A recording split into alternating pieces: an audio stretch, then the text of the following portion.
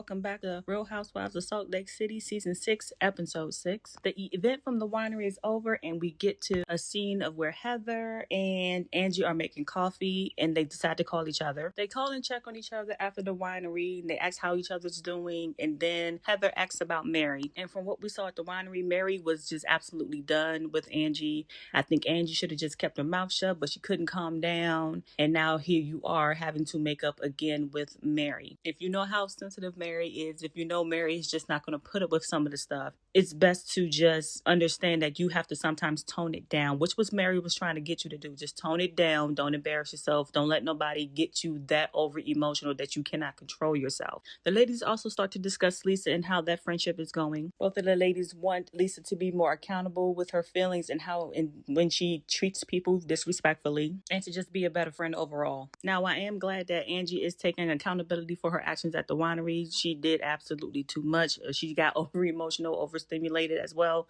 And I can appreciate where she understood where she went wrong. Now, as the scene continues, Heather says that she announced the trip and she was sad that Lisa had left before she announced the trip on the super yacht, and also announces that they're heading to the Grenadines. But Heather did call Lisa or talk to Lisa and mention the trip to her. In this next scene, we see Bronwyn and Todd pull up to the ice cream shop. The outfit was cute, but Bronwyn, the shoes just wasn't doing it for me. It was a little bit too over the top. And as the two sit down to eat their ice cream, Bronwyn starts talking about her day at Whitney's at the winery, and we can tell Todd just does not care about this conversation at all. Todd doesn't even want her to be around those women. And I'm pretty much feeling with Todd, you don't have to keep proving yourself to these women that you're just as good as them, or if not better. But if this is what Bronwyn wants to surround herself with, Bronwyn is grown. I am happy, however, because at the winery, Bronwyn was not in the mess, and I could be happy for her as well. Bronwyn talks more about the conversation with the ladies, and of course Todd is uninterested as well, but she does bring up the sidekick to Todd. She fills Todd in on what's going on with her mom, what the predictions that the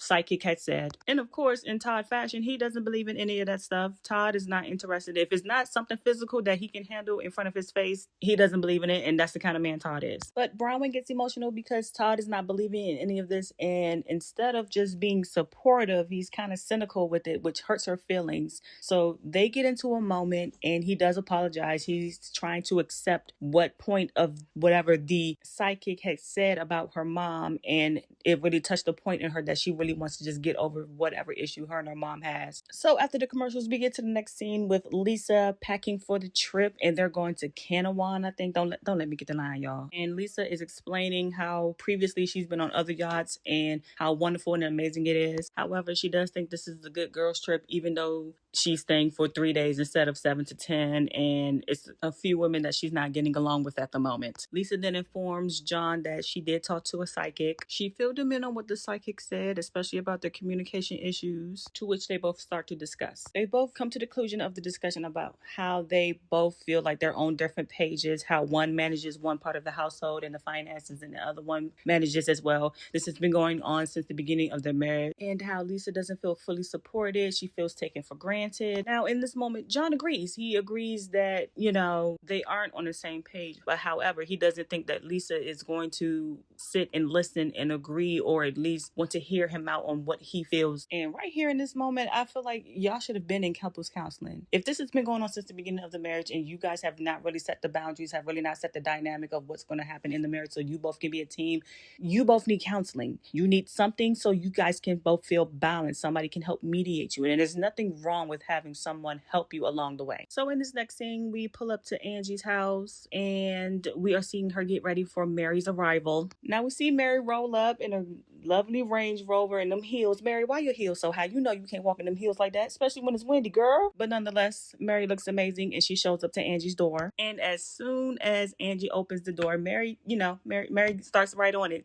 It's straight face. Let's get straight to the business. Let's get straight to why we're here in the first place. And we see Angie already trying to comfort her, trying to kind of put those roadblocks down that Mary already has put up, because Mary is still upset with Angie. Mary does decline the soda, I guess because it does have too much sugar. That's guess, on Mary's part, but Mary does decline a lot of stuff. And I guess that's just Mary's thing to like, I don't want nothing from you. Don't try to pacify me. Let's get down to business. Let's really talk about this issue. Angie then starts off with her apology. Angie does hold herself accountable for how she acted. You can really see that Angie really does care about the friendship her and Mary have. And I think that's adorable. I really think that Angie really is friends with Mary. Now, while Angie is pleading her case, I understand Mary's too, because if I'm supposed to be there for you and I'm your friend, I should be able to get you to calm down. And I wouldn't say Angie was being a bully or becoming a bully. I think Angie was just being more antagonistic because that's how she felt from Lisa. But Mary is right in her discussion. You should not allow somebody to bring you out of that character that bad. And I can tell you, Mary is a tough cookie. That's not somebody I would like to argue with because she's strong with. However, the ladies continue their discussion. Angie says she doesn't want to be able to walk on eggshells. She wants to be able to express who she is as a person.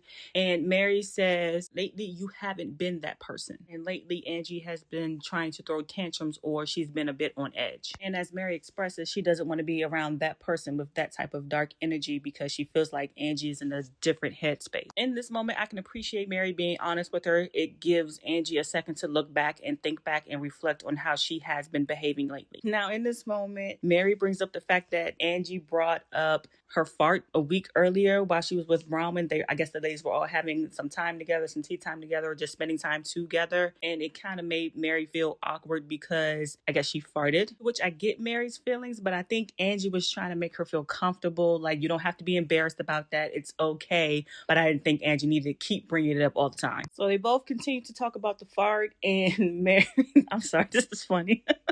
But Mary continues to talk about how Angie talked about the fart and how it made her feel and that it wasn't Mary that was farting, it was the dog. But I feel like, Mary, it's okay. We didn't all toot it before at our friend's house. Now, as childish as the conversation was about the fart, Angie kind of laughs and I'm laughing too. But Angie leans in. She does appreciate Mary. I really do feel like Angie appreciates Mary. She loves the friendship. And Mary explains her side of when she feels like triggered, she will pull back. She will back up from a situation that does not make her comfortable. And I get Mary because I'm even guarded myself. So when I do let you in, I love you hard. You're basically family and I'm definitely protective over you. And that's who Mary is. And we also get to see Mary open up a bit more about how her friendship goes, to which the ladies express their devotion and love towards each other and they make nice. They come to an agreement and they make up as friends. Now, out of all the other ladies in this group, I find their friendship absolutely adorable. I think it's so cute because they do get each other. So in this next scene, we see Heather pull up and I guess she's meeting Lisa up to shop for some clothes. Both of the ladies meet up and Lisa discusses with Heather about what she can and cannot bring while she's on the yacht trip. Now, Lisa, I get it. You have a glam team, but you're only going to be there for 3 days. You don't know how to put on your makeup just a little bit or ask someone of the ladies to help you with your makeup for just 3 days. But I mean,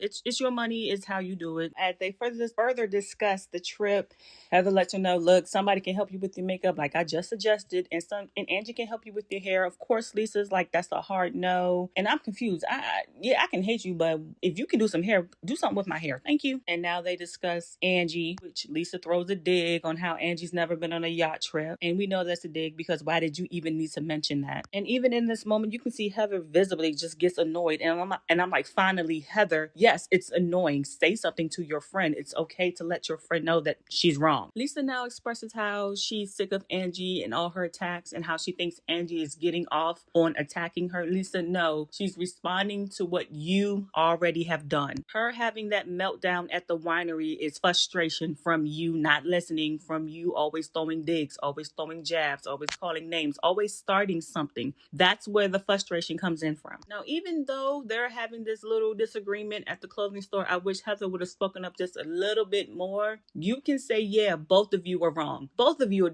throwing digs at each other. Both of you should stop. Now, Heather does get into her a little bit. She lets her know that, yeah, you've started some things, which has caused Angie's response. And of course, she discusses the suit man, not soup man, Heather, S-U-I-T, suit man, because Angie was saying that Lisa had another man on the side, allegedly. So Lisa just, threw it out there just to say something, just to have a jab to come back at. Heather then explains as to why everybody everybody doesn't really fully defend Lisa, it's because they've all had a problem with Lisa. And of course, Lisa gets upset because in her delusion, she doesn't believe that she starts anything. And Lisa, you clearly have had a problem with everyone in the group, and now you don't understand as to why people act that way towards you. So Lisa gets defensive. She starts to question, should she even get on the boat trip? And I'm like, no, Lisa, just listen. For one, this is what your husband is also talking about. You don't want to listen because you already have it made up in your mind. Just listen to Heather, and maybe you can kind of look at yourself on how you act towards some of the women and how they have the reaction they have towards you. So now Lisa gets defensive and she wants to go. And I'm proud of Heather in this moment because she's making her listen to what she has to say on how Lisa has these wrong moments on her part. Of course, Lisa's even more offended because she doesn't want her friends to disagree with her. She just wants her friends to go along with whatever she does. But like I said, I'm proud of Heather. Heather has stood her ground. And Lisa, you cannot keep saying everybody just keeps attacking you. Why? Because you started it with them. And even in this moment with this argument at the store, Lisa, you're complaining about everything that Angie does, but that's the same thing you do. You're both the same. Although, Lisa, you do start a lot of it. You don't need to, but you do. In this next scene, we see Brittany show up to a coffee shop, and you know what? She actually listened to the psychic's advice. She is going to bond with her daughter more, get back to knowing her more. We see her daughter show up, and her daughter's very pretty. That's a very pretty girl. Now, at this moment, Brittany, we've been telling you to get to know your daughters, to get back into your daughter's lives. Whitney has said it countless times, and it took for a psychic to tell you. So I'm just glad you're actually doing it, and you're not wasting so much time with Jared, who essentially kind of called you a gold digger. And in this moment, we can tell it's kind of awkward because, they have to get to know each other more, but they're taking the right step. Watching them catch up on old times, it was sweet. Now, as Brittany describes as how she wanted to be the more perfect mom, I kind of get where she was so busy trying to chase behind men, but you still lost sight of that. You still lost your children. So to watch you guys try to catch back up and for Brittany to take accountability, that's a good step in the right way. Brittany's daughter then brings up how Brittany and Jared were so into their relationship that she didn't even notice their kid when they would meet up. So still, Jared was more important, and how the daughter wants Brittany to fully want to get to know me. Like, you want to be in my life, fine. You make the effort. Brittany and her daughter continue the discussion of how she needs to have more accountability and to become a better mom. And basically, the daughter just wants an explanation for real. Like, why did you do what you did? Why did you take yourself out of my life or put me on the back burner for men? Now, Brittany, of course, doesn't have an explanation. She just keeps apologizing. But like I keep saying, this is a step forward, accountability, and just Brittany, just keep being there. You have to keep being present now because you missed a lot of pivotal years as she was growing up. In this next scene, we see Heather and Meredith. Meredith, what were you wearing, honey? The jacket was cute, but it's cold. Put some pants on before you catch a cold. So the ladies are taking a walk in the park and they're sipping their coffee. They're talking about how their days was yesterday. They bring up Whitney's garden party at the winery, and Heather brings up a relationship with Lisa and how she wants Lisa to take accountability and for her to be a better friend overall. And she also discusses how Lisa's motive or her MO is to dig up people's past, dig up what could be more embarrassing, and uses it against them to try and appear to be strong or powerful in a sense. So then Heather asks Meredith, why did she let Lisa off the hook at Whitney's party? So Meredith explains that, we've already had our falling out. She's apologized profusely, but Heather does bring up a good point. Lisa only apologized because she was caught. And Meredith did state, if she shows you who you are, that's how you handle them accordingly. So I think Meredith is playing chess. She's just like, you know what? If this is who Lisa is, I know how to handle her. I know how to maneuver her, and I'm just not going to deal with certain aspects of Lisa. So then Heather says she believes Angie, that Lisa has done things to everybody around her, and, she gets Angie. She understands her side. But Meredith, on the other hand, does not believe Angie because they don't have a good track record. And so she's just going to go ahead and believe Lisa, which is understandable. And Heather expresses how she doesn't want to be in a relationship with Lisa if she's going to do dirty, underhanded things like try to dig up someone's record or try to dig up someone's past. And I'm with Heather. I don't understand why Meredith is defending that when she has done that to you. So at this point, you all just need to sit down and have that talk with Lisa. We all know Lisa's not going to run from the entire group. She's going to sit there. She's going to act like she's strong. She's going to try to reflect, but all of you have to stand firm together on how y'all want the friendship to move on. In this next scene, we see we're at Whitney's house and Mary and Angie show up, I think, to talk about their list when they do go onto the yacht. And I am glad that they both sat down with Mary, because Mary, you know you will be upset, highly, might not even quite perturbed, if you skip out on that, sheet that you need all your preferences. Now, I've never been on a yacht. I wish I can go on a yacht because I am very specific in my stuff. But yeah, I'm kind of with Mary a little bit. It's kind of hard to list everything, every preference that you want, especially when you're bougie. But I'm glad the lady sat down and did this with her, because it was not going to be done. And we all know Mary was not going to be a happy camper. So then during, the time that they're helping Mary, Angie pulls up or brings up Bronwyn's issue that's coming on, all over the headlines, that, she did grand theft and identity theft. And I think Bronwyn did this when she was younger, so I don't know why she has to account for it now, but we'll see as the episode keeps going. Now, nobody has spoken to Bronwyn, but here we are talking about it. I would have called her right then in that moment. Bronwyn, girl, what's tea? What's going on? But we do get to see Bronwyn and Todd meet up, and I'm guessing they're about to discuss what's been going on, what's been out in the public. So Bronwyn explains that these things that happened were 10 to 20 years ago. Cases were dismissed, and she doesn't know why things are being brought up now. Now, I'm with Todd. I'm PO too, because one, it's his image and he makes the money. So if he gets embarrassed or get fired, that's his lifestyle. And I'm with Bronwyn too. She doesn't want to make her husband look bad at all. And whoever brought this out, that's just wrong. Why would you take the time to even bring that out about Bronwyn? Why would you wait this long? The stuff is 10 to 20 years old. It has nothing to do with what she's doing now. Now, they both think that it's Lisa. It does sound like Lisa's MO. I don't think Lisa would go that far, but we've seen Lisa get a little bit gutter. But at this moment in time, I don't think Todd wants Bronwyn to do anything with any of those women to further possibly damage him or her. Now, if Bronwyn decides to go, Todd's right. She's grown. He's going to understand. However, Bronwyn, I would have took that as, I'm not going. I got some stuff to deal with. And if it is one of the ladies, if it is Lisa, it's going to be a problem. And at this point, Bronwyn, honey, definitely stay at home. But our episode ends. Y'all tell me what y'all think. Comment, like, share, and subscribe. Bye.